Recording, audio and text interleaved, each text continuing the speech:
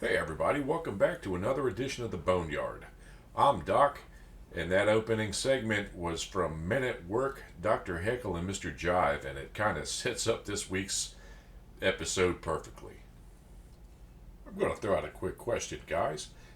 Is it me, or is it every commercial break during primetime viewing hours there is a commercial from your friends at the big pharma companies wanting you to buy their drugs? That's right, folks. There is a cure for everything now. There's a cure for aging, a cure for wrinkles, a cure for alopecia, a cure for erectile dysfunction, a cure for a irregular shaped penis. It's called Peyronie's disease. Not making this stuff up, folks. There is a pill, injection, or cream for every damn thing. And it is unescapable, folks. I realize these big pharma companies pay billions of dollars to our government to stay in business every year. That's no big secret.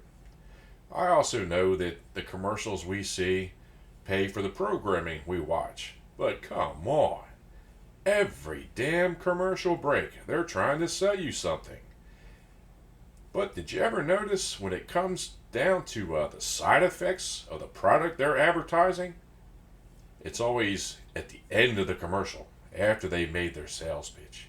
Yes, please buy our miracle drug. You'll live long and live prosper and be healthy and shit golden eggs and piss out BBs and all that shit, right? Wrong.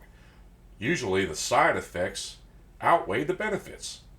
So, any reasonable, intelligent human being would have to think for a second, gee, do I really need that? Do I really need to put more money in Big Pharma's pocket just because they're selling this? Or do I really need it? And since when did we go to the doctor's office and prescribe our own medications to licensed physicians? I kind of thought that was the whole point of going to the doctors, to put your care in their hands. Now, obviously, you should be your own best advocate, patient advocate. You should be your own advocate. Couldn't get that damn word out, folks. Yes, there's no need to go in blindly to a physician's office. Do your research. Do your background on that doctor. Be trusting, but also verify. But yes, Big Pharma has taken over, folks, and it just pisses me off, pardon my French, that they're trying to sell you a damn drug for everything. Now, having said that, let me say this. As a man who's practiced medicine for, oh, hell, damn near all of his adult life, and having been in nursing school and being a nurse, yes, I've studied pharmacology. And yes, drugs are a necessity. Drugs do for the body what the body can't do for itself. Yes, I get it. And there is always improvements made in pharmacology. Got that too. Not rocket science, folks. But when Big Pharma pushes you to buy their product just because it's the newest and best thing, is it really the newest and best thing for you? That's what you got to ask yourself. So before you go into your doctor's office and tell him, hey, look, I saw a brand new commercial about this brand new drug that would help me with my heart valve problem or my arrhythmia problem, please let the doctor do his magic first. Because I'm sure that he knows just a little bit more about pharmacology than you do. Have you ever noticed who the target demographic for these commercials are? Yes, it's the baby boomers. Damn, I couldn't get that out. What a tongue twister. Yes, folks, our aging population are the targets of these merciless bids for your American dollar. And they do use scare tactics, folks. If you don't buy our medication, you're gonna die. Well, yes, folks, we are gonna die. That's a given. It's a certainty. I guarantee it's going to happen. Who knows when? That's out of my hands. But Big Pharma wants to put the fear into death so you'll buy their drugs. And who knows? You may go on and and live a wondrous life for the next 10, 15 minutes. Who knows, folks? The point I'm trying to get is Big Pharma has just gone rampant. And don't get me started on drug prices. Holy shit! The reason drug prices are so high is because of advertising. It's not rocket science. How in the hell are you going to afford your medication on a fixed income? How in the hell are you going to afford a dose that may cost up to $3,500 per dose? And you need multiple doses of that medication. Gee, I'm not an economics major. Hell, I could barely read and write and all that shit, but that's another subject. Yeah, folks, Big Pharma has gone way out of control. And I hate to put this in here, but yes, there's a political component to it too, folks. Drug companies kick back to politicians. That's how they got there in the first place. They lobbied politicians. Who do you think gets shit pushed through the FDA so quickly? Politicians. Oh, want an example? The COVID-19 vaccine. Gee, COVID came on our radar, 2020? Maybe 2019, the end of 2019? Bang! All of a sudden, a year later, there's drugs that combat this virus. Well, no shit. Where do you think they came from? Big Pharma had heads up on this deal. Otherwise, they couldn't have made a vaccine so quick.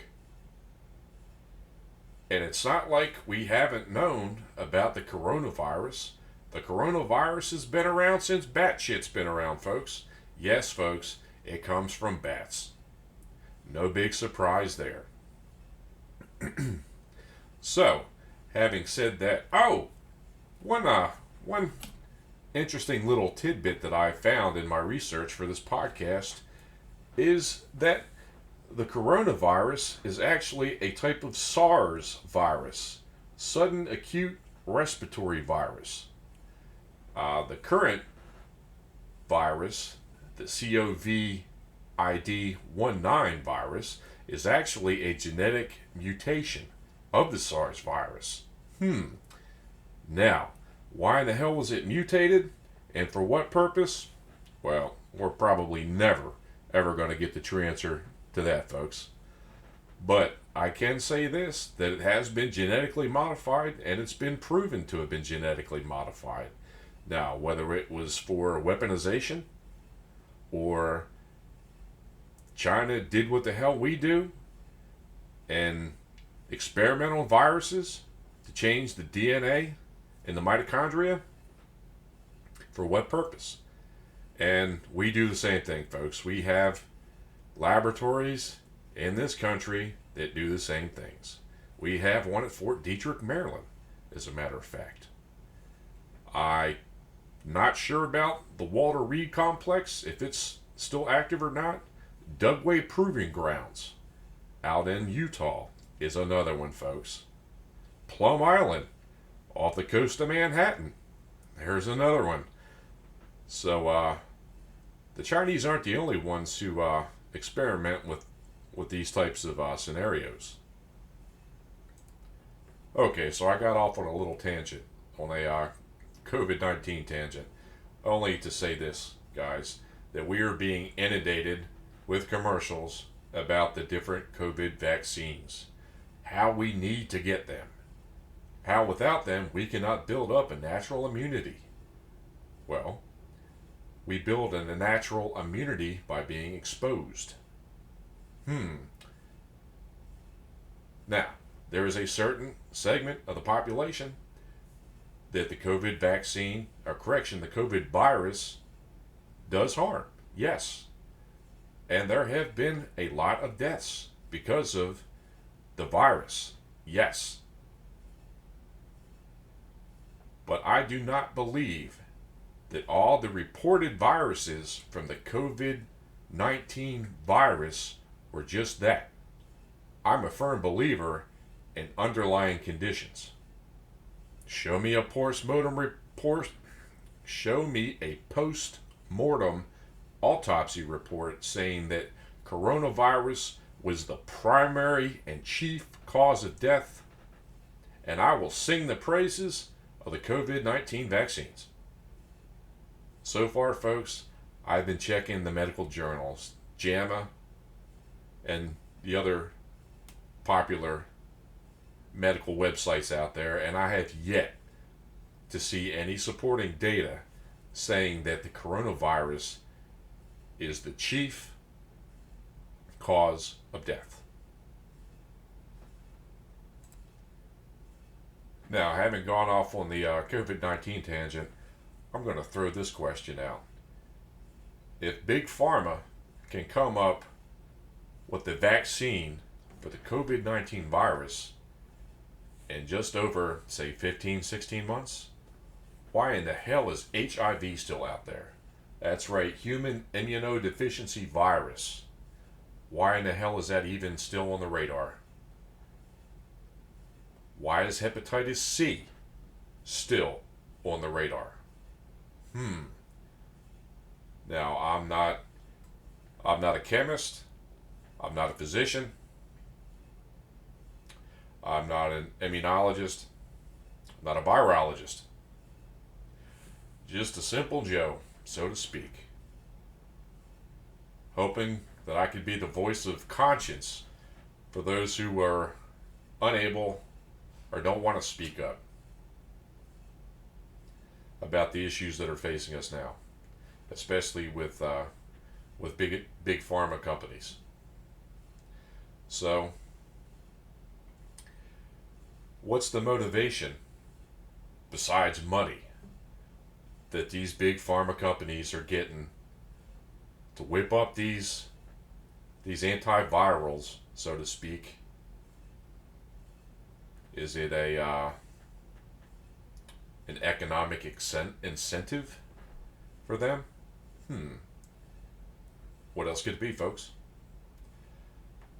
The big pharma companies that are producing these COVID viruses, that are producing the antivirals for the COVID viruses, are getting billions of your taxpayers' dollars, folks. We, you and I, John Q. Public, taxpayer Americans, have funded the research and the bonuses. We have paid for the distribution of the vaccines. The government is not giving anything to us free. This shit is ours, folks. We bought and paid for it. Every damn taxpayer dollar and red cent that's invested has come out of our pockets. So don't let the government fool you, folks.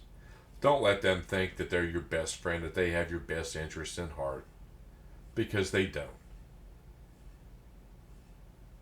I came across a post on Instagram not too long ago by Representative Mike Gallagher, who was talking about Dr. Tony Fauci. Now, he's supposed to be the foremost expert on the coronavirus. Well, folks, let me tell you, Dr. Fauci has been sidestepping the issues with the Senate subcommittee investigating the COVID-19 problem. The National Institute of Allergy and Infectious Diseases is headed by Dr. Fauci. Okay? Dr. Fauci and his group gave $7.4 million grant. $7.4 million taxpayer-funded dollars to the Chinese.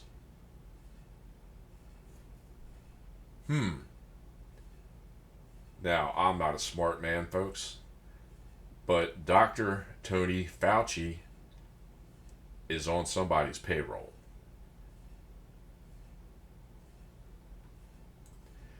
If you don't believe me, folks, do your research.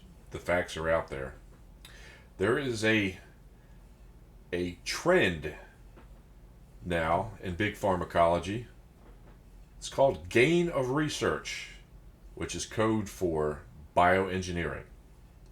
Let me repeat that, folks. Gain of research, which is code for bioengineering. Now, what does that mean? They take naturally occurring viruses and replicate them. We've been doing it for years, folks. We have, like I said, we have military installations in this country that have been doing it since we've had the technology to do so. That's no big secret. And it's not going to quit. Now, I will say this. To combat viruses that can be used for bioterrorism purposes, obviously, it's imperative that we study the DNA makeup of these viruses, how they can be altered, and obviously to come up with a way to counteract these viruses. So, it's a necessary evil. But what happens when things go wrong? And I do believe that that's exactly what happened with the COVID-19 problem, is that it was a virus that got away from the Wuhan laboratories. Now, we'll never probably fully know the truth behind that. Obviously, it would cost China billions and billions and billions of dollars in economic aid, and they sure as hell don't want to lose that money from us, since they have us in our back pocket, which is a whole other political story altogether. So again, I kind of went off on a COVID-19 tirade, but I think you get the picture, folks. Big Pharma has their hands in Washington's pocket. And who pays the price? We pay the price. It's pretty damn sad when you can go on the internet, get the same drugs from a Canadian pharmacy a hell of a lot cheaper. However, it's also illegal. Is that right? No, it's not right. Because what it does is it makes American pharmacology companies monopolies. Yeah. With monopolies come profit. Share the wealth. Is that right? Hell no, because it's the little people that pay for it. It's us that pay for it. It's those who can't afford medications or have to make that choice between eating or buying their much needed medications, or paying rent, or paying car insurance, or using that money for something from something else. So, what do we do, folks? Well, hell, I just had a light bulb. Quit electing these fuckers that have their hands in pharma pockets. Hey, yes, quit electing them on the promises of getting a free lunch. Because that's exactly what's happening, folks. That's why the last election did what it did. If you listen to my podcast, Cult of Personality, I kind of went into that a little bit. The something for nothing. Well, yes, you may get something, but it sure as hell ain't for nothing, because you're going to pay for it. And folks, we're paying for it. And we will continue to pay for it until we say that's it. That's enough. Give this country back to the people. Not the politicians in Washington. Not the quote-unquote shadow government that controls things behind the scenes. And yes, folks, there is special interest money behind the scenes that influences political decision. There's also pork barrel spending. God, I can get into politics and chew the fat on this shit all day long, but I'm not going to. There is one individual by the name of George Soros, S-O-R-O-S, who's a billionaire, folks. Billionaire. He was also a Nazi in World War II. He's been linked to a lot of this going around. But if you want to know more on George Soros, aka Spooky Man, and I stole that from Glenn Beck, listen to his conservative podcast. All right, folks, I've taken enough of your time. I've got to take a deep breath now, let the blood pressure settle a little bit, maybe have a stiff drink. I think after this podcast, I'm going to need one. I just want to let you guys know that if you have opinions, criticisms, good, bad, ugly, hate mail, hell, I don't care. Send me a line, send me an email. TheBoneyard2021 at yahoo.com. That's the Boneyard2021 at yahoo.com. Also, I'd like to mention that this podcast is a product of Whiskey 901 Productions. So until next time, folks, much love. Remember, it's just the bare bones.